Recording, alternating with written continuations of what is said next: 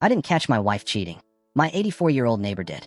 You know, there is a specific kind of quiet that happens right before a storm hits. It is not peaceful. It is heavy. It feels like the air is holding its breath, waiting for the first crack of thunder. For 12 years, I was the guy who fixed everything. The leaky faucet, the squeaky floorboard, even the fractured egos at my sister-in-law's Thanksgiving dinners. I was the reliable husband, the good guy who worked the late shifts so my wife, Sarah, could open her dream boutique. But 3 months ago, the air started feeling heavy. It started with a girls' weekend in Vegas. Sarah came back glowing, but it wasn't a vacation glow. It was a secret glow. She started leaving her phone face down. She changed her passcode, and suddenly, she was consulting for a new developer across town, a guy named Marcus. I didn't scream. I didn't check her DMs. Instead, I went for a walk. I visited our neighbor, Mr. Henderson. He is 84 years old and spends all day behind his curtains with a high-end birdwatching camera. I asked him if he'd seen anything unusual while I was at the plant. He didn't say a word. He just handed me a thumb drive. On that drive were 3 months of high-definition photos. Sarah's car leaving at 11 p.m. and Marcus's silver Porsche pulling into my driveway at 11:15. Photos of them on the porch, laughing, holding wine glasses I bought for our anniversary. I didn't confront her. Not yet. Instead, I invited Marcus and his wife, Elena, over for a neighborhood barbecue. I also invited Sarah's 2 best friends and their husbands. We were all sitting on the patio, the smell of charcoal in the air. Sarah was playing the perfect hostess, leaning against Marcus just a little too long while she handed him a beer. She looked at me with this pitying smile, like I was a boring book she'd already finished reading. She stood up, clinking her glass. "Everyone, I have an announcement," she said, her voice bright and sharp. "I've realized that life is too short to stay in a place where you aren't inspired. So, I'm closing the boutique, and I'm moving out tonight. I want a divorce." The silence was thick. Her friends looked shocked. But Marcus? Marcus had this smug, I won look on his face. He didn't even look at his wife, Elena. I took a slow sip of my water. I waited exactly 5 seconds. "That is a coincidence, Sarah," I said, my voice as calm as a Sunday morning. "Because I actually have a gift for everyone here to celebrate your new chapter." I reached under the table and pulled out 6 manila envelopes. I handed one to Elena, one to Sarah's friends, and I kept the last one for myself. "What is this?" Sarah asked, her face turning a dusty shade of pale. "It's a look into your inspiration, Sarah," I whispered. Elena opened her envelope first. Inside weren't just photos of the Porsche in my driveway. There were bank statements. "See, I handle the boutique's taxes. I found the $15,000 Sarah gifted to Marcus's development firm, money that came directly from our joint retirement fund." But the real kicker? The photos from Mr. Henderson's camera, the ones showing Marcus leaving our house and immediately pulling into the driveway of Sarah's best friend, Chloe, just 2 doors down, while Sarah was at work. The explosion was surgical. Elena didn't scream. She looked at Marcus, stood up, and took his car keys off the table. "The house is mine, Marcus. The firm is my father's. You have 10 minutes to find a ride." Chloe's husband was already out of his chair, heading for Marcus. Sarah was shaking. You stalked me? You ruined everything." I stood up and started cleaning the grill. "No, Sarah, I just documented the truth. You said you wanted to be inspired? Well, I hope you find a lot of inspiration in that studio apartment you're going to have to afford on your own." I walked inside and locked the sliding glass door. Sometimes, people think they're playing chess while you're just playing house. But they forget, the person who built the house knows exactly where all the traps are set. I slept better that night than I had in 10 years. The storm had finally passed, and the